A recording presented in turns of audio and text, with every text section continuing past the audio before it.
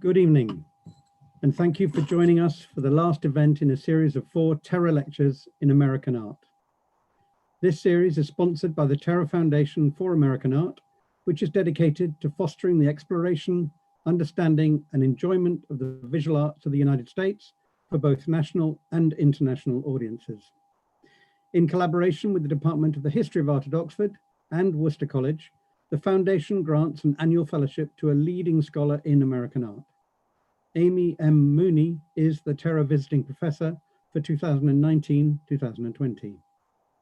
The Terra Lectures have this year been included as part of the live online event series in the Humanities Cultural Programme, one of the founding stones for the future Stephen A. Schwarzman Center for the Humanities.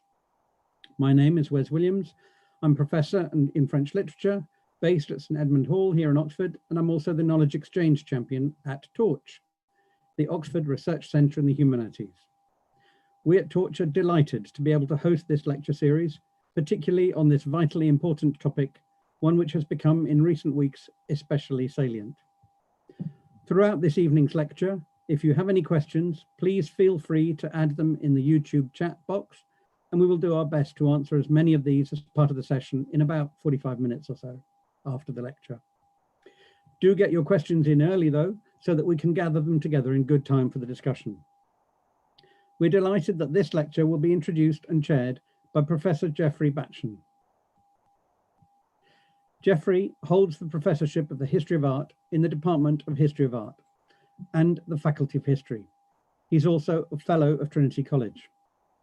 Professor Batchen's work as a teacher, writer, and curator focuses on the history of photography in particular. And it's my absolute pleasure to welcome Geoffrey this evening. And now, Geoffrey, I'll hand over to you. Thank you very much. Thank you, Wes. It's my honor to introduce Amy Mooney as our speaker. Amy M. Mooney is an associate professor at Columbia College, Chicago, where she teaches courses on African American art and visual culture.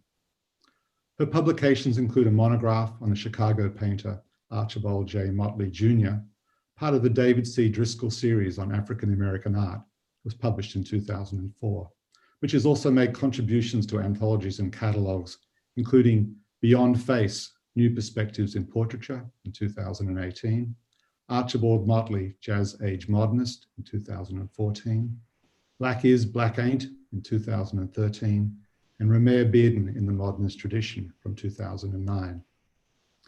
She is a recipient of fellowships from the American Council of Learned Societies, the Black Metropolis Research Consortium with the Andrew Mellon Foundation, the Joyce Foundation, the National Portrait Gallery, the Smithsonian American Art Museum, and the Terra Foundation for American Art.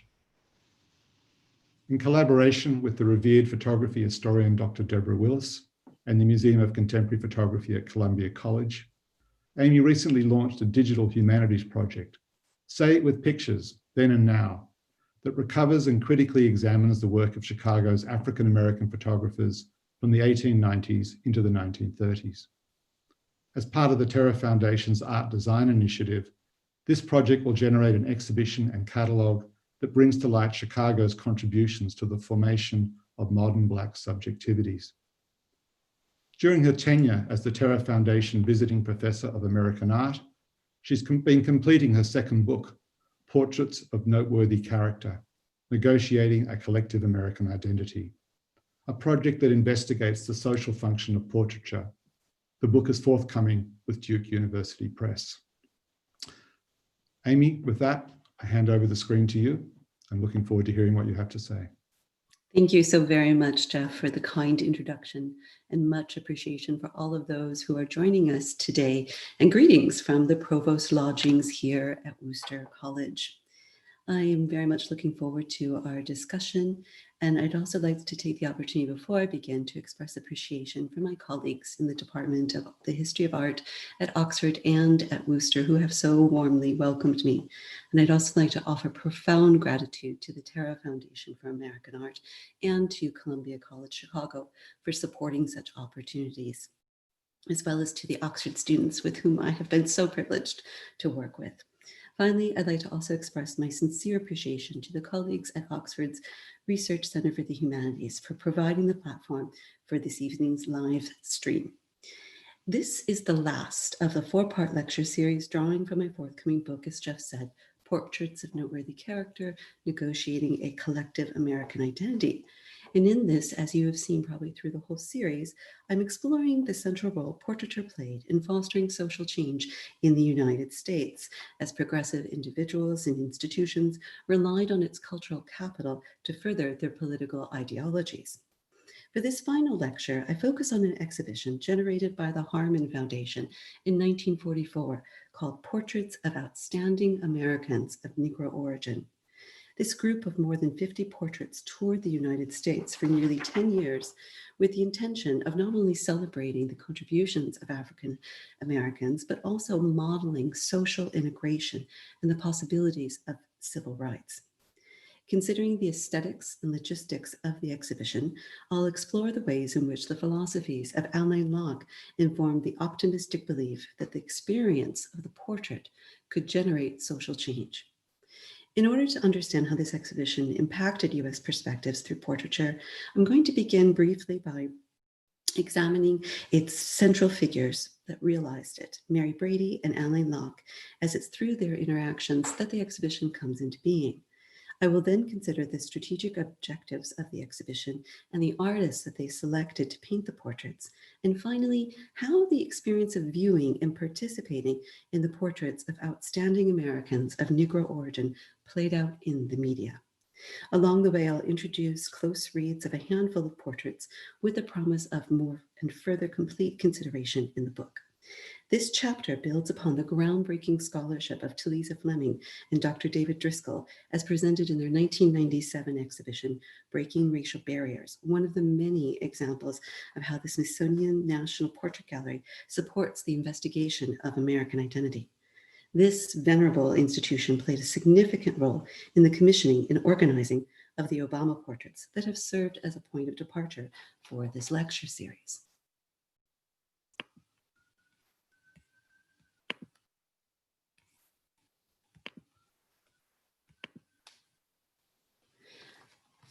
You have been invited. The embossed card with its gilt Smithsonian seal rests in your hand. Immediately, your mind tries to imagine the event, the space in which it will take place, the excitement of seeing the portraits unveiled. What will they look like? And what will the Obamas say about them? What insights might the artists offer? Who else will be there? What will you wear? I begin with these speculative interpolations as they point to the portrait as a memorable and personal experience, an event, a celebration, a social gathering around an American national tradition, the unveiling and reception of portraits of the former president and first lady. This is an example of the myriad of ways that we make portraiture a social process that is affirming of one's presence, inclusion, and sense of belonging within the national identity. The experience of viewing a portrait is an opportunity not only to look at, but to look with, to be affirmed as part of the collective that shares and values the power of representation. Certainly, this awareness directed the collaboration between the artists and their subjects. Reflecting the former president's hope for the portrait, Kehinde Wiley stated, quote, "Barack Obama is incredibly sensitive to representation and to art history. He wanted to make sure that this image communicated who he is in the world. And from the very beginning, he wanted to have a very relaxed man of the people representation. Even the smallest details, things like the open collar, the absence of tie, the sense that his body's actually moving toward you physically in space as opposed to feeling aloof, all of these subtle things went into what this portrait means," end quote. Considering the experiences of looking at Wiley's portraits, Mr. Obama noted that he was moved by the artist's, quote, "extraordinary care and precise vision in recognizing the beauty, grace, and dignity of people who are so often invisible in lives. Wiley's portraits force us to look and see them in ways so often that they are not," end quote.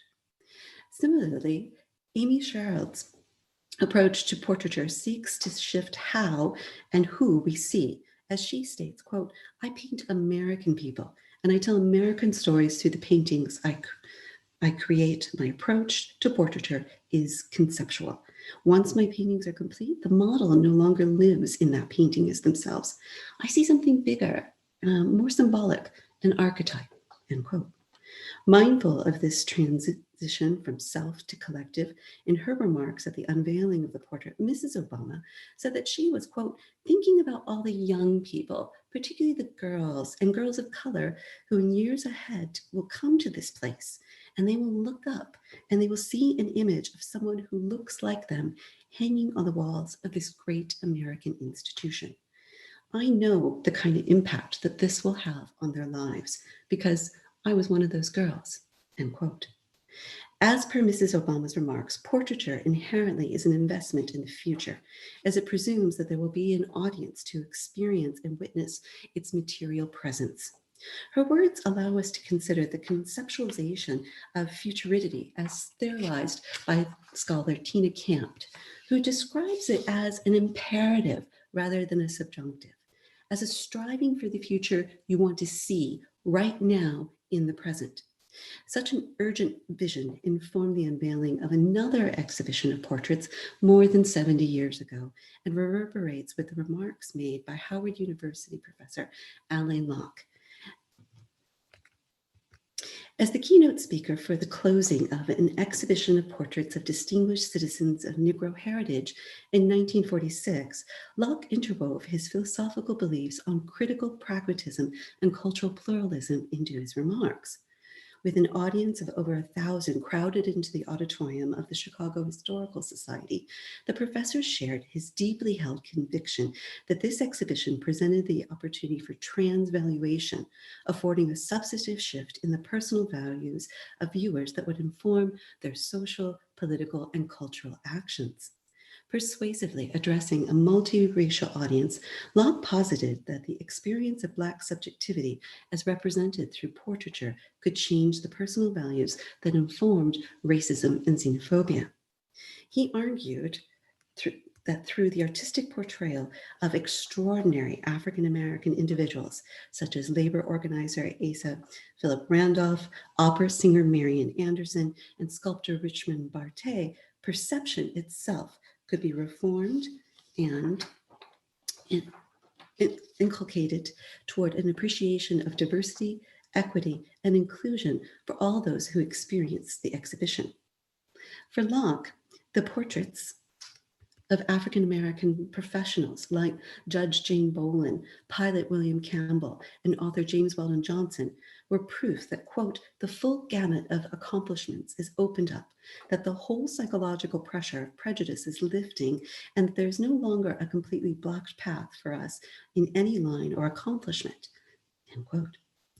In his concluding remarks, he observed, quote, when we look at all of this, at the enlightened public opinion allowing this, as well as the increasing preoccupation of the white artist with Negro subject matter and the quiet way that Negro men and women in art are taking their place in the general scheme of art development, we are aware that it is impossible for a truly American art or progress to develop on race pride alone. It must develop in American pride and in our own conviction that all groups have the same potential we see in our Negro youth, end quote. Locke's emphasis on American pride and his strategic deference that the accomplishments of those portrayed could not have been realized by race pride alone speaks to contemporary concerns that a racial nationalism threatened the possibility of all groups progressing together toward the realization of democracy. Although seemingly optimistic in that an enlightened public opinion allowed such an exhibition, Locke's commitment to the imperative of the portrait reflects the tensions of post-World War II America and its continued failure to extend civil rights to all of its citizens.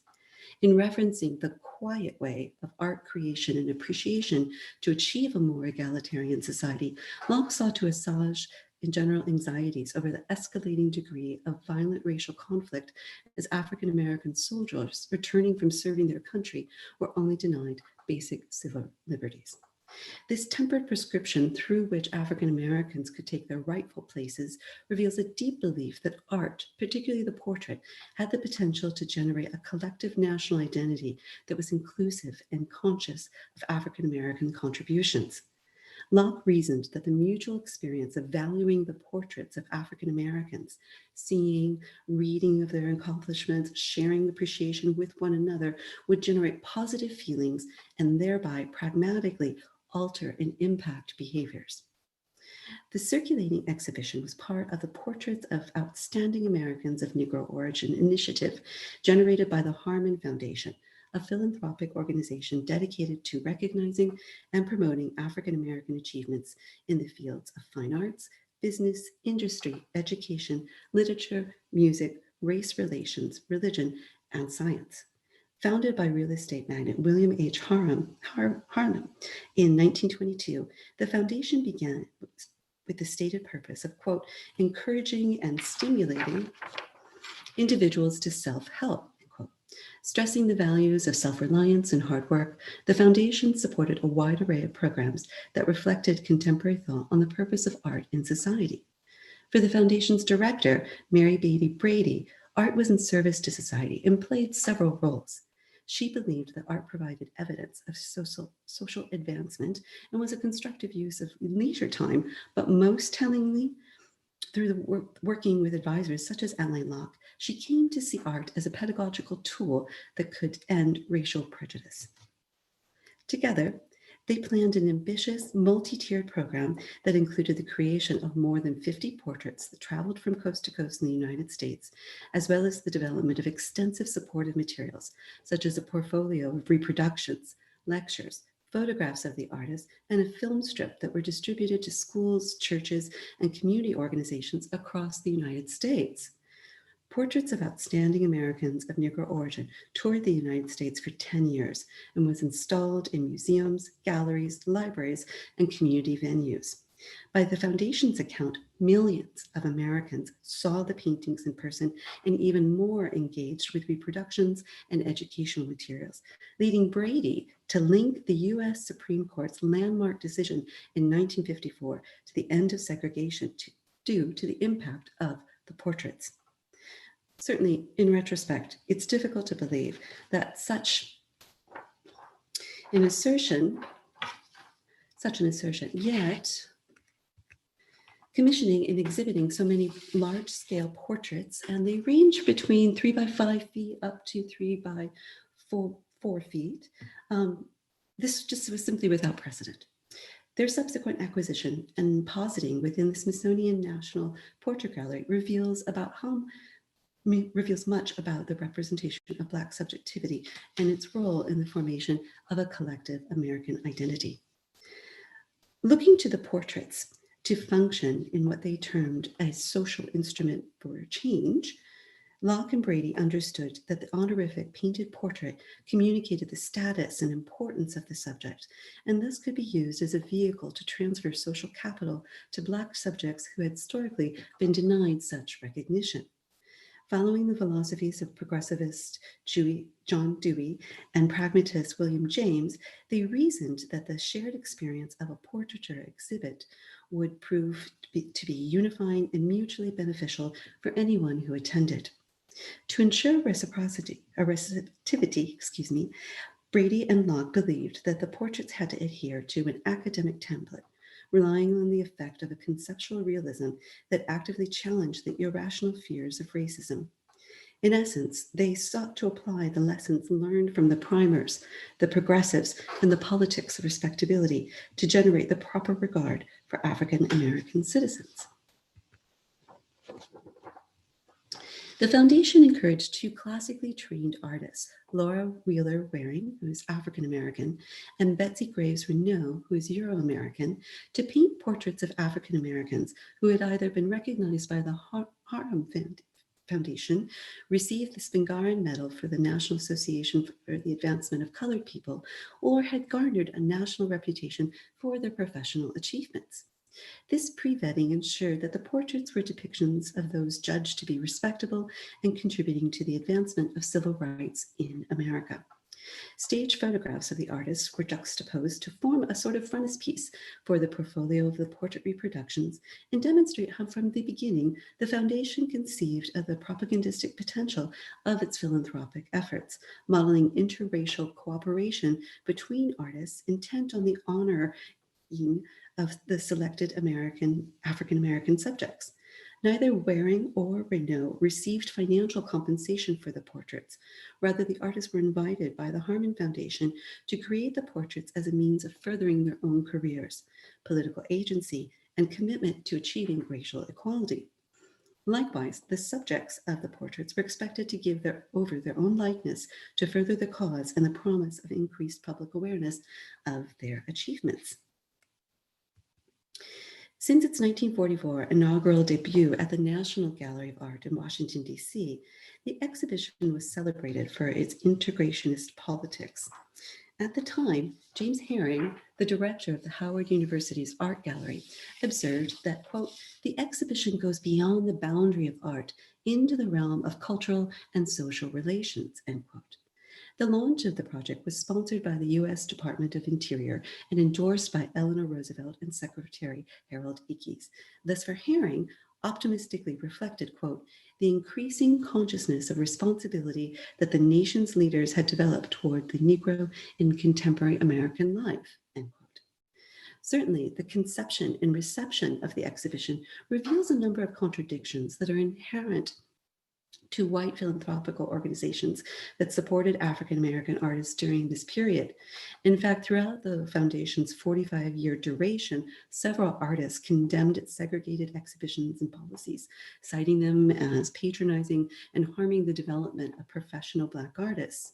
And indeed, there are mitigating circumstances around the commissioning of the portraits that merit further consideration. The portraits were not created as individual private objects to be inherited within a privileged family lineage. Rather, they were conceived as a collective, validating experience that would generate a public sphere in which one could witness social change. For Locke, the function of art in the United States was to complete the process of self-realization begun in the Reconstruction period, and thus providing, quote, a Black subjectivity that would become an agent of cultural and social revolution in America. Although perhaps best known for his stewardship of the Harlem Renaissance and his conceptualization of the new Negro, Locke's cultural activism drew upon the innovative ideas around value theory and necessitate a re-examination of the impact of portraits of outstanding Americans of Negro origin. The exhibition opened at the height of World War II, underscoring the continued need to address the divisiveness within the United States as it fought fascism abroad. Many parts of the initiative were modeled after the strategies and aesthetics developed during the Work Progress Administration, better known through its acronym, the WPA. As part of Roosevelt's New Deal, this program encouraged American artists to use a recognizable imagery in their work with the goal of making art accessible to a broad audience. Encouraged to consider their practice as part of a distinctly American social experience, WPA artists and administrators staged openings and exhibitions to ensure the widest viewership possible. Their subject matter was influenced by the administrator's goal of generating a common heritage and purpose, creating a sense of communal success for the nation. And like the narratives and murals and prints that retold America's history to itself, portraits of American heroes, as seen in Dean Cornwell's glorification of Andrew Jackson, those who succeeded against the odds, were familiar and reassuring during this era of uncertainty marked by war and racial violence. In their generation of a usable past, however, the WPA commissions rarely included specifically named heroic Black subjects. Aaron Douglas's epic murals, Aspects of Negro Life, created for the Schaumburg branch of the New York Public Library, relayed the Black experience from Africa to slavery to Reconstruction to urban modernity through an anonymous silhouetted figures. Though both Brady and Locke admired Douglas's approach, they wanted to honor distinctive individuals using their likenesses to form a critical citizenship in which the accomplishments of specific persons could be extended to all, forming a more inclusive and shared knowledge of national history. Brady and Locke also hoped that the exhibition could provide a more positive narrative than those that addressed social injustice by explicitly depicting the violence of lynching. Sponsored by the NAACP and leftist-leaning organizations such as the John Reed Club, the exhibitions such as art commentary on lynching and the struggle for Negro rights, sought to raise public awareness of the horrific crimes against African Americans, shifting sympathy into active support for the proposed national anti-lynching legislation. Using a variety of media and subjects to visualize the virulent expression of racial hatred, participating artists such as Joe Jones and Boris Gorlick sought to prompt viewers into a deeper understanding of racism's cost. Instead of a direct confrontation of white supremacy, portraits of outstanding Americans of Negro origin sought to support the recognition of commonalities, extolling some of the values such as hard work and self-reliance that were presented as uniquely American within the popular sphere. For their exhibition, Locke and Brady replaced depictions of Black suffering with representations of Black triumph, believing that this was the best course to generate interracial solidarity and further the advancement of civil rights. Locke, like many intellectuals before him, understood that to render the likeness of a Black subject was to enter into the rhetoric of personal values, asking viewers to draw upon their own subjectivities.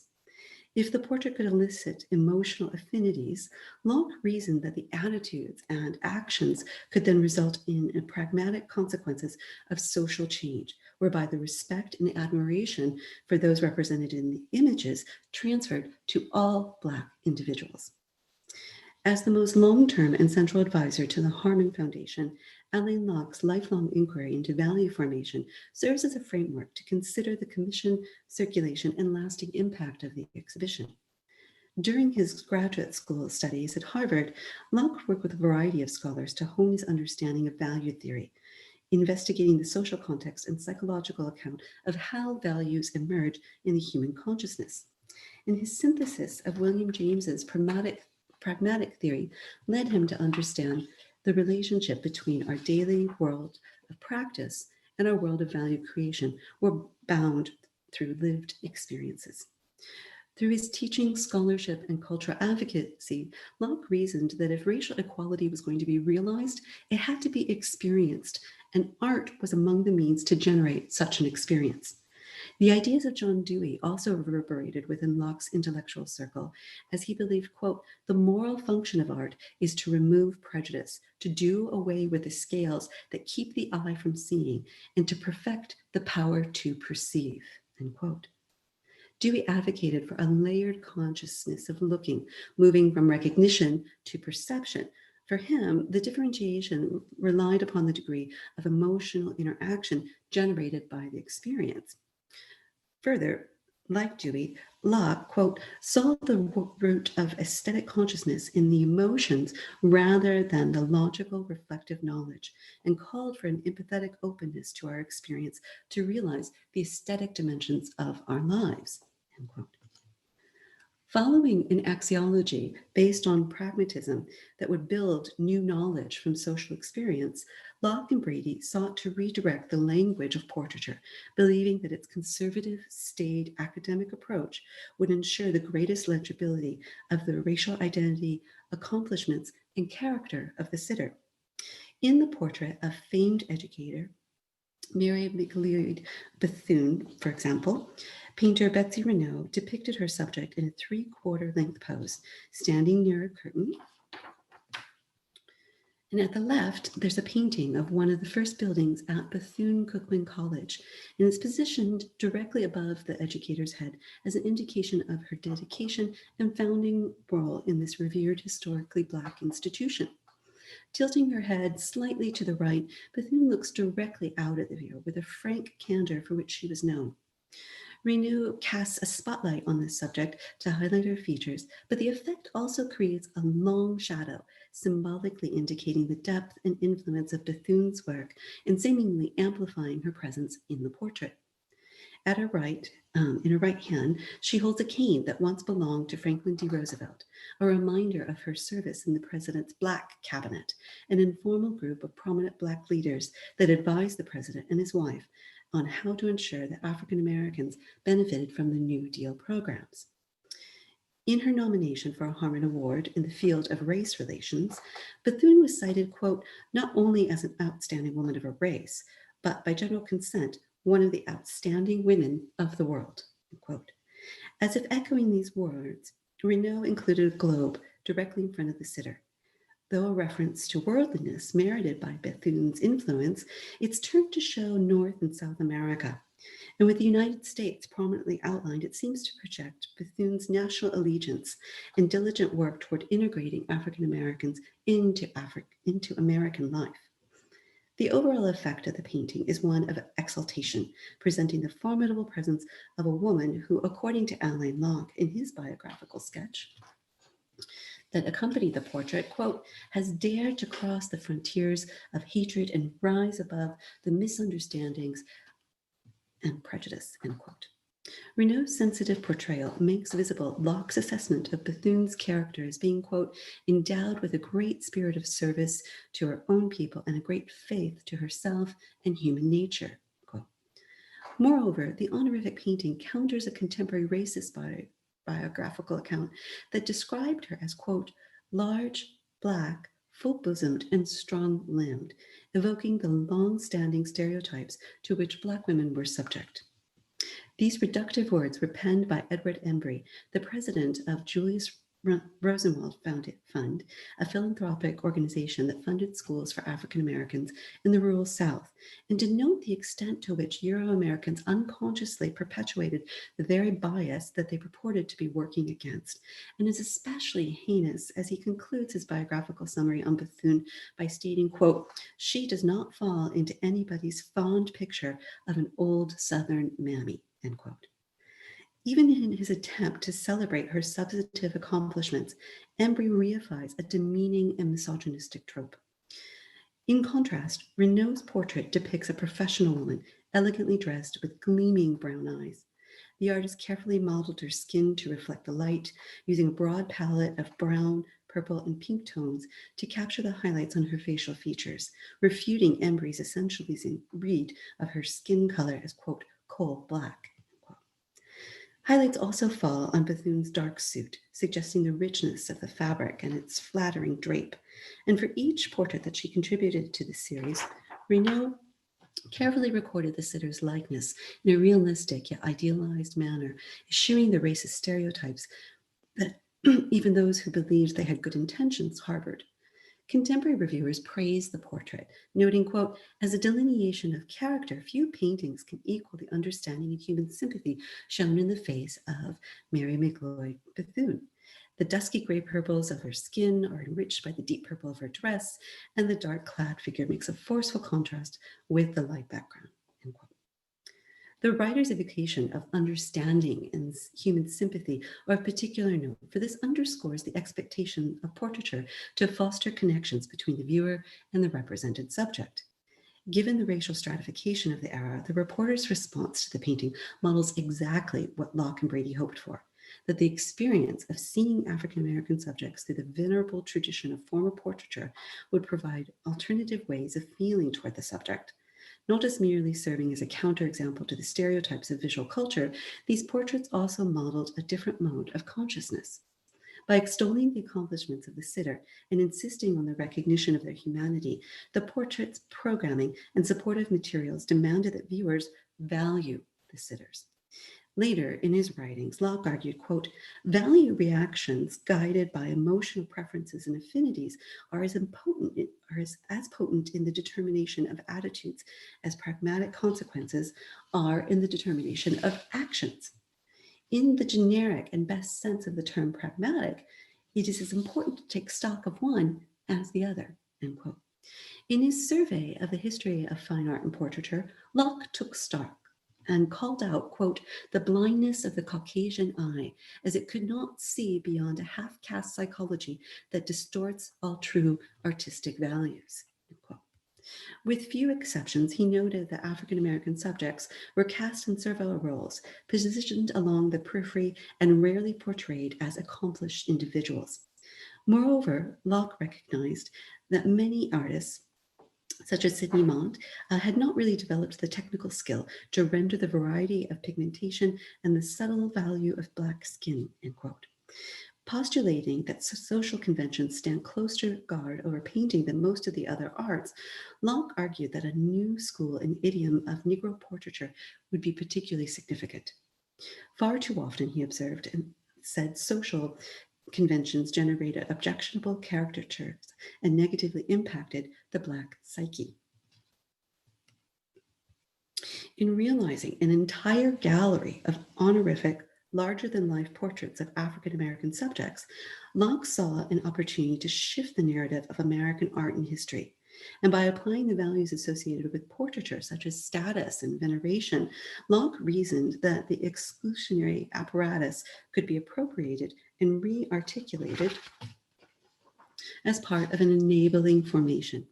The dignity and formality of academic portraiture portended a fundamental shift in the recognizing and valuing African-American contributions to the culture, history, and politics of the United States. And given that these portraits circulated during the time where the national mania for blackface minstrelsy of Amos and Andy, the experience of them refuted the conception of Black subjecthood as entertaining buffoonery. Using the most staid and quotidian manner of fine art portraiture, portraits of outstanding Americans of Negro origin challenged and destabilized prevailing racist attitudes, requiring viewers to confront their own biases and ignorance. The static and formulaic approach employed by Renaud and Waring reinforced the cultural valuing of the genre of portraiture while simultaneously representing the values of Black subjectivity. Further, the exhibition evinced that within the collective construct of Blackness, there was diversity. Not only did the exhibition present a wide array of accomplished professionals, it also depicted the variance in each individual's skin tone and physiognomy, contributing another layer toward de-essentializing Blackness, opening viewers to the plurality that was central to Locke's conceptualization of African American identity.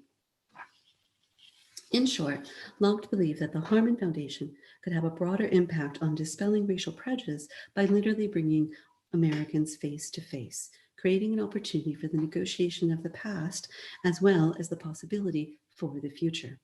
And to that end, he hoped that the portraits would inspire racial pride for African Americans and encourage others to achieve similar success. It was Brady who insisted that a portrait of Locke be included in the exhibition, and she pressed Renaud to quickly create one from a photograph.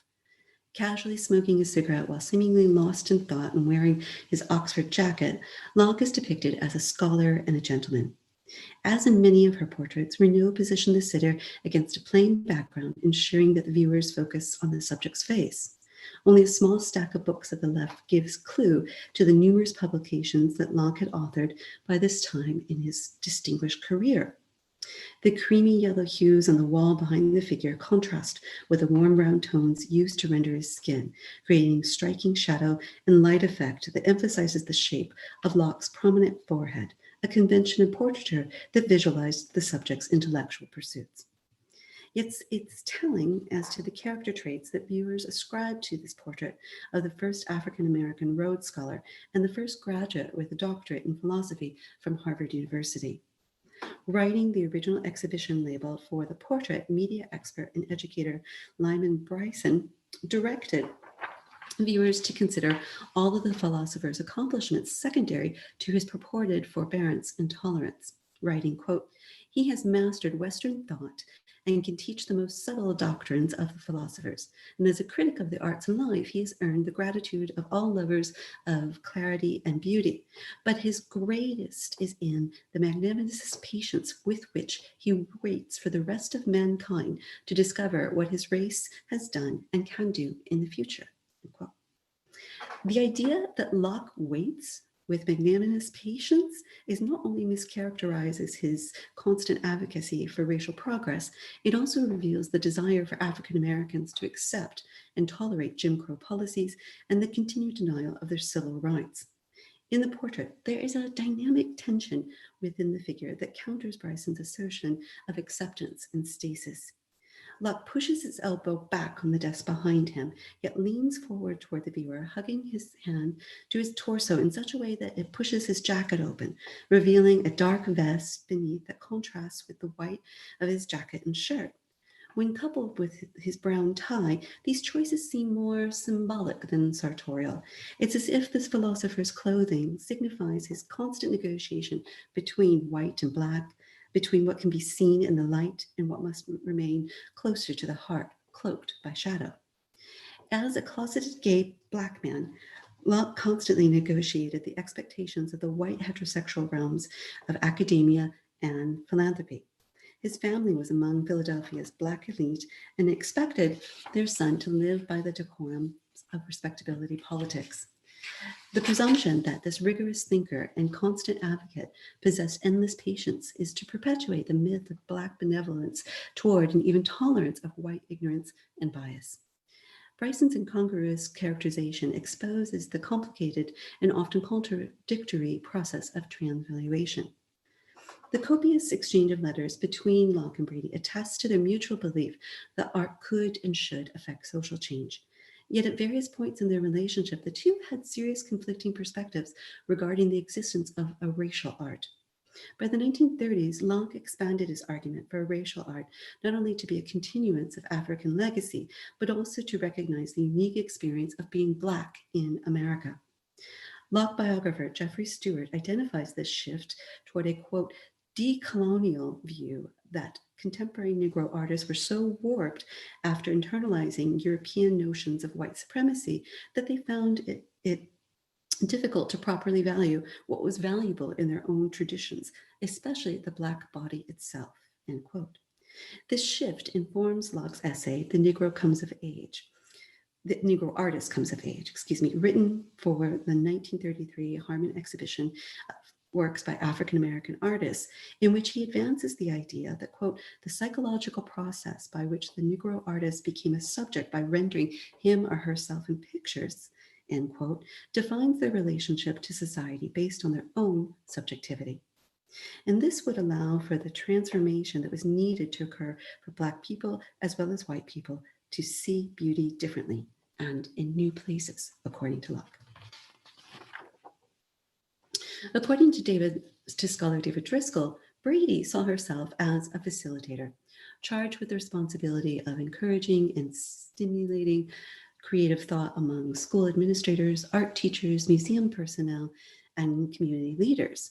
In her opinion, the role of the portrait was, quote, to show the American public and the world the contributions to our national life through culture, science, and government that are being made in our time, regardless of race, end quote. Convinced of its efficacy, Brady advocates that, quote, through portraiture, dignity, intellectual caliber, achievement, charm, leadership, and authority may be conveyed by the artist in presenting a human being, end quote. And for Brady, the physical experience of being surrounded by a collection of life-size portraits of Black subjects, literally coming face to face with the viewer, could have what she called to be a startling effect, making portraiture, quote, a very dynamic way in which to present positive achievement, quote. Ideally, the startling effect was not a reaction to the formal qualities of the portrait, but a way in which it affected change in the viewer, allowing for a shift in values. According to Brady, the foundation strongly believed that, quote, pride of race is at the base of all progress of individuals or groups, and we think that it is important for the Americans of Negro origin to have pride of race. We believe that this type of approach is constructive and equally useful for all parts of our population, end quote. In order to foster this interracial pride at each of the exhibition's venues, the hosting committees or individuals staged a variety of social events intended to engage audiences and create memorable experiences. Widely covered in the press, these events are telling in regards to the language used to describe the objectives of the exhibit. Headlines such as white and Negro hostesses to greet public art at show cued audiences as to the interracial social etiquette that informed the securing of the exhibition and organizing event, which purportedly, quote, different,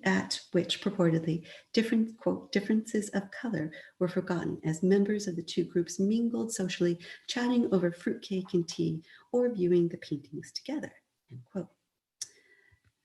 The reported mingling was accompanied by photographs of two members of the Milwaukee Interracial Federation, a Black woman and a white man who posed next to the portrait of Dr. John Andrew Kenney, a famed surgeon who co-founded the National Medical Association. Readers could admire their admiration of the portrait, as well as their proper interracial decorum, teacups and all.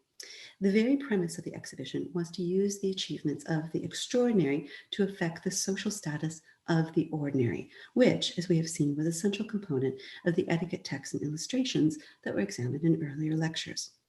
Yet the image is incorrectly captioned, as it identifies the portrait as being of another famed scientist, George Washington Carver, demonstrating that the editor, the photographer, and anyone else who was looking was suffering the blindness of the Caucasian eye as it asserted itself again. The egregiousness of the error, as if one African-American scientist could be swapped out for another, is further amplified as the reporter noted that, quote, President Truman proclaimed Saturday as George Washington Carver Day, end quote. The mistake indicates the extent to which the racist disregard informed U.S. national consciousness. Working within such systemic discrimination, the Harmon's attempts to educate the public were inherently fraught, making it difficult to definitely assess the impact of the exhibition and its programming. Yet there are some archival records that support the Foundation's assertion that the exhibition increased the public's awareness for the need to address racial injustice. The Foundation carefully tracked reviews of the exhibition, assembling massive scrapbooks that served to document its popularity and the realization of its integrationist objectives. Largely consisting of laudatory clippings from newspapers from around the US, the scrapbooks testify to the Foundation's justifications of resources required to generate this transformative experience. For example, in one media interview, an African-American teacher relates that he brought his students to the exhibition to ensure that they realized that there had been contributions by Negro people to our American culture, his words, and thereby countering his own experience as a boy of believing that all the leaders were white. When the exhibition debuted at the San Francisco Palace of Honor under the sponsorship of the NAACP, the local African-American press proclaimed the portraits, quote, will fill you with pride so that you are able to claim racial heritage with these men and women who have made outstanding achievements in the fields of art, science, education, and government. Other journalists reported that the exhibition exposed, quote, the conspiracy of silence by the white press regarding the achievements of Negroes, and seeing the beautiful portraits and reading the biographies proved to be overwhelming and an inspiring experience, end quote. Many specifically called out to the impact of the exhibition would have on children, pronouncing, quote, it will stimulate them to greater accomplishment to the end of their days, end quote. Among the most significant people to assess the exhibition was lawyer Charles H. Houston, who was critical in laying the legal groundwork that led the Supreme Court to outlaw segregation in public schools. Writing to support the continued exhibition of the portraits, Houston observed, quote, its value in countering the Negro stereotypes, which motion picture industry, comic publications, and public school textbooks have imposed upon America cannot be overestimated.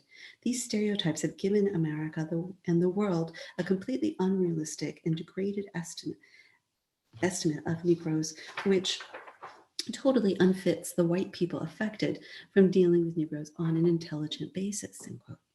Houston noted the profound impact of the exhibition, stating, quote, I can think of no better way to advocate tolerance and understanding and promote goodwill, end quote.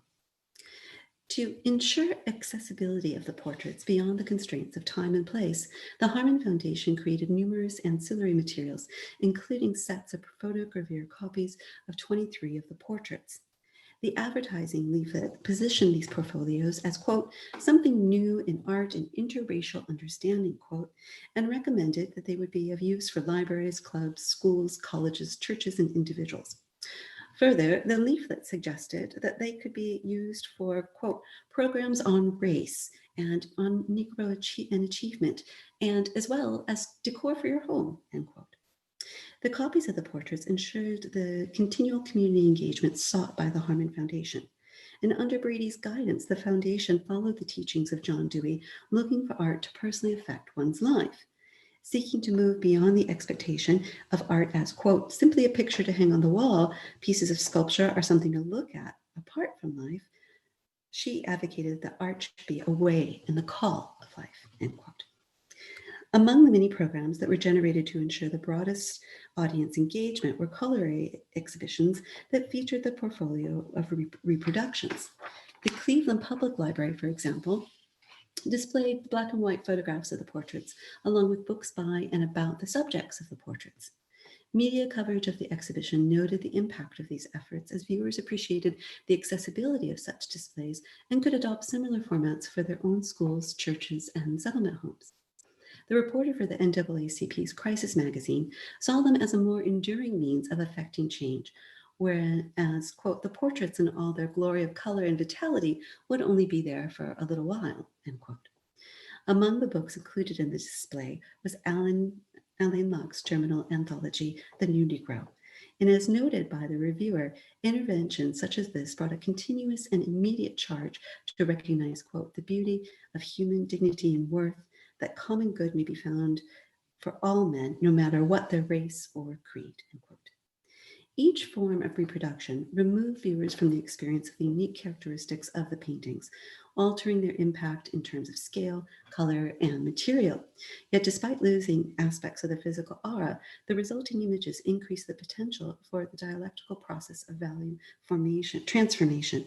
In short, the portraits' increased circulation ensured a network of resources sought after by organizations and individuals who believed in the portrait's ability to educate and affect social change.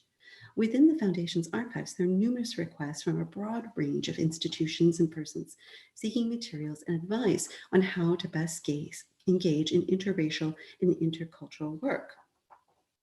A librarian from Wesley College, the director of California County Schools, and a minister from St. Paul's Methodist Church in Boaz, Alabama, are among those who contacted the Foundation throughout the exhibition's tenure. Many grade school teachers wrote the Foundation seeking curricular materials to create units such as Neighbors All that sought to integrate cultural pluralism into students' understanding of American national identity. Each request received a lengthy response, some complimentary materials, and brochures on additional resources available for a nominal fee. Beyond the reviews of the exhibition, these requests testify to the impact of the portraits and to the role that, for the better or worse, the Harmon Foundation played in generating what art historian Marianne Kalo calls an overt cultural racialism. In order to generate community engagement and social exchange around the portraits, the Harmon Foundation relied upon the artists to travel with the exhibition, offering tours and speaking on the extraordinary accomplishments of the sitters. Because of her responsibilities as the director of the art department at Cheney University, and then later illness and death in 1948, Laura Wheeler Waring was unable to travel with the exhibition, thus necessitated the hiring of another African-American spokesperson.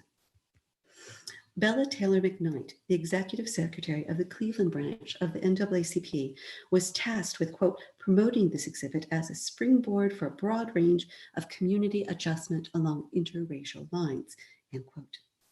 In her letter of introduction for McKnight, Brady stretched the objectives of the exhibition to position the portraits as, quote, showing the country what we meant by achievement, dignity, intellectual caliber, and all the fine qualities we desire in high-grade American leadership, end quote. For Brady, McKnight's racial identity, institutional affiliation, and cultural capital could facilitate the kind of what she called community adjustment required to recognize the Americans who, in fact, were leading the nation. Under McKnight's stewardship, the exhibition continued to travel and its program evolved and expanded. Referring to herself as the exhibition's field representative, McKnight booked the exhibition, gave gallery talks, and provided educational materials. One of her first acts was to synthesize contemporary interracial literature into a coherent press release that could be shared with potential venues. McKnight retained many of the sources that she consulted, including an interracial primer written by Bayard Rustin, who co-organized the 1941 March on Washington with labor organizer A. Philip Randolph. Published in 1943, the interracial primer, How You Can Help Relieve Tension Between Negroes and Whites, provides insight as to the perspectives that influenced and inspired McKnight's work. Focusing on abolishing racism and segregation, Rustin addresses a white audience, providing a wider range of recommendations on organizing boycotts, improving education, increasing employment, and housing opportunities. He also advises that concerned citizens could present local schools with, quote, some pictures of outstanding American Negroes, end quote, and ensure that they are included in the corridors and classrooms where portraits of contributors to American cultures would be typically found.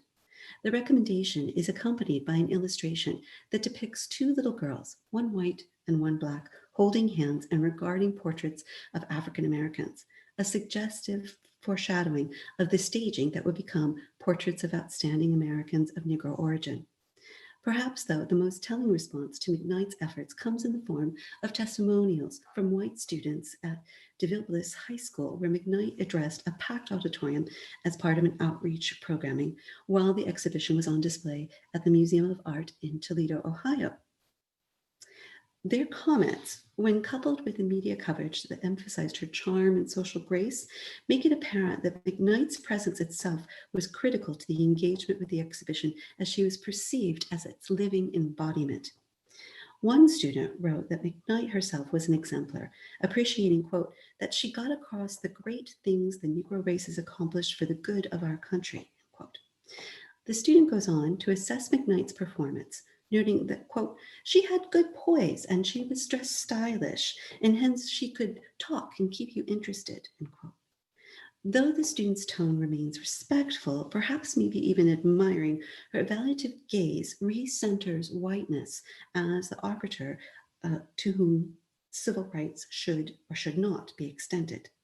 Several other students expressed that their generation would fight against the injustice of segregation, as McKnight not only pointed out the failure of the United States to realize the promise of democracy, but also the inequities that African Americans face in healthcare and in education. Though there's no doubt through McKnight's efforts, the exhibition became a socially and historically connecting experience, there's much more that I would like to say and consider about these portraits.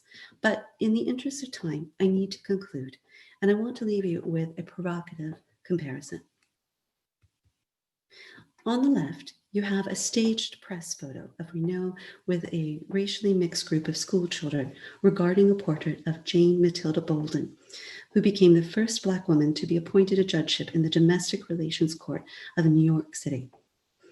At the right, you have Ben Hind's now viral photograph of Parker Curry regarding the portrait of Michelle LaVaughn Robinson Obama, the first Black woman to become First Lady. At the beginning of this lecture, I referred to Mrs. Obama's insistence on futurity, the awareness of interconnectivity, and the possibility of the portrait to inspire. Though the comparison is by no means parallel, both images speak to the power of portraiture, its impact on our youth, and the urgency to affect change.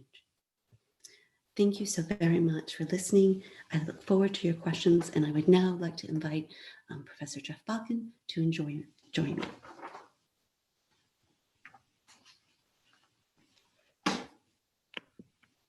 Thank you so much, Amy.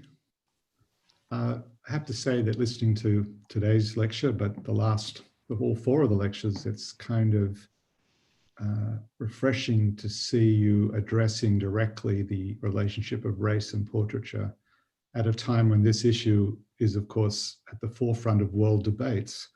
A kind of reminder that art history and the kind of skills that art historians develop actually do have interesting and useful things to offer to society at large. So thank you, if nothing else, for that reminder. A few interesting questions, Amy. Just on this lecture, somebody's asked, how exactly were these portraits commissioned? How were the painters chosen? How were the subjects chosen? And how were the two matched up? Right. So there are a couple of circumstances that occurred for this to take place. First and foremost, we'll start with Laura Wheeler Waring. She actually was already recognized by the Harmon Foundation and had been awarded for some of her work. The Harmon Foundation in the 30s had annual exhibitions, and they gave out annual prizes, and you could get a gold medal and a financial contribution. And so the Harmon Foundation was already aware of the portraiture and the work that Waring was creating. And she seemed like a natural fit. She was really interested in doing portraits of her contemporaries. And then also with her teaching possibilities, there was, a lot of connectivity that I think the foundation found very attractive in their work.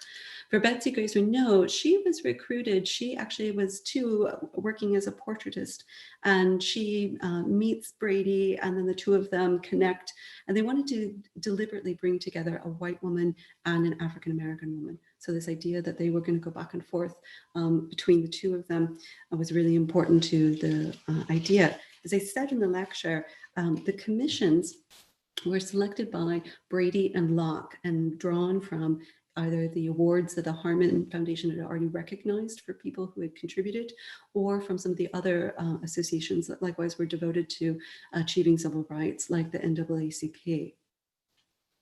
And were the subjects reimbursed for their time, or did they volunteer their time, so to speak, their bodies?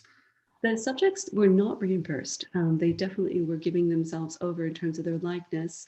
In the letters of exchange, when again the commissions are being set up, there is a kind of language discussion of taking pride, and likewise of it will be an honor, and your portrait will travel. And for the most part too, it should be known that both Renaud and Waring worked from photographs. So in the book, I do some comparisons back and forth too. So it was a few occasions where there were live sittings, but for the most part, the requests did not demand too much from the sitter's time. And did anybody decline to be painted?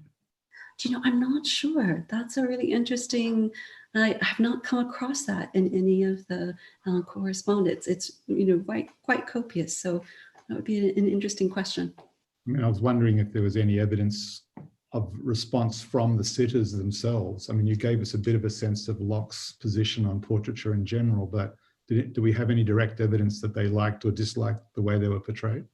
There is one example, actually it comes from Marian Anderson, the opera singer. She did not like Laura Wheeler Waring's portrayal of her and insisted that Betsy Grace Renaud do a different version of her portrayal. So, and that's actually at the Smithsonian National Portrait Gallery. But because I have so few examples from Waring's work, I wanted to make sure that I used her work, and I also find it very evocative. And I mean, you showed us a selection, but quite how many portraits were there in all? So things get a little bit unclear at a certain point. Overall, I think that I've counted about 54 portraits were created under the auspices of this exhibition. Some of them, however, were actually then purchased from different organizations. The artist also made a couple copies of them. So there are definitely some kind of shifts that are part of this exhibition's history. I mean, I was just wondering, because I mean, you mentioned Marian Anderson, but Louis Armstrong, Paul Robeson, I mean, were there notable figures not included for one reason or another? Right, so Paul Robeson was included, but for the most part, you'll see that the subjects that were selected were not really largely coming from the arts. And again, I think we get into that question of respectability politics, that those that were coming from education, from government policies, those that were seen as very politically active were more the preferred subjects for this exhibition. And did you yourself regard any one of these portraits as more accomplished, more notable, more effective than others? In the book, I spent a lot of time with Laura Wheeler Waring's piece that she did on James Weldon Johnson, especially the very evocative background that she painted there, making reference to some of his writings. I think it's really quite a moving and interesting way to approach that question between the exterior and interior selves. Yeah. Now, I'm interested in how this lecture opens up into the others. The question of portraiture as a kind of vehicle or an agent for social change. Do you consider this exhibition to have been successful in that regard, or is there any evidence in the record of the people who organize it thinking of it as being successful? Given that we're talking about a period in which African Americans basically had no civil rights and still didn't get them for perhaps another 20 years. So with the passing of Brown versus Board in 1954, the Harmon Foundation declared that the exhibition had in fact been successful, and it no no longer needed to tour. And so they brought the paintings back and put them into storage, where they stayed until the foundation closed down in the early 1960s. The portraits then were offered up to the newly founded National Portrait Gallery. And there was some debate as to whether they would be accepted or not. Some of the works people found really compelling. Others they felt were more sociological in nature and not really commendable. So this in itself is quite telling as to that question of who was seen as a proper subject, especially to be venerated in this newly established museum that was really focused on collecting images of people who had already died and who had given in some people's mind themselves over to the pursuit of democracy.